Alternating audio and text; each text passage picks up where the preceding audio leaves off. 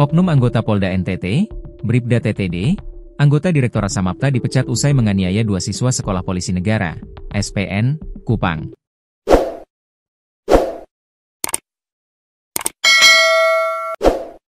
Pemecatan ini setelah melalui sidang Komisi Kode Etik Polri yang digelar Selasa, 18 November 2025, dengan putusan PTDH.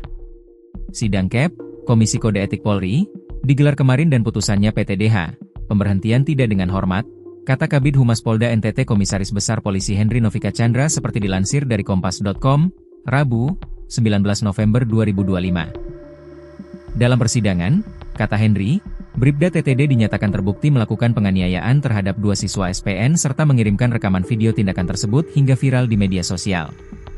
Dalam putusan sidang KEP nomor PUT 58-11-2025 KEP, Komisi memutuskan sanksi etika. Perilaku dinyatakan sebagai perbuatan tercela. Kemudian, sanksi administratif.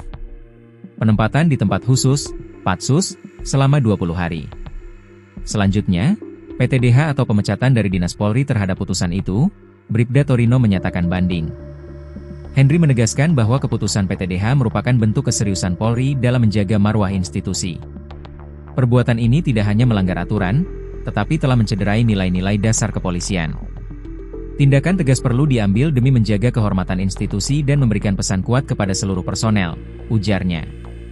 Sebelumnya diberitakan, video 2 siswa Sekolah Polisi Negara, SPN, Kupang dianiaya oleh seorang personel kepolisian daerah, Polda, Nusa Tenggara Timur, NTT, viral di media sosial. Dalam video berdurasi 26 detik ini memperlihatkan oknum polisi itu berdiri bersamaan dengan 2 siswa di sebuah ruangan. Salah satu siswa sempat meminta agar mereka tidak dipukul.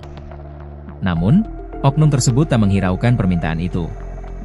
Ia langsung memukul kedua siswa ini berulang kali. Keduanya dipukul secara bergantian di wajah, dada, dan kepala. Tak hanya itu, oknum tersebut juga menendang kedua siswa ini dengan keras. Akibatnya, salah satu siswa nyaris terjatuh.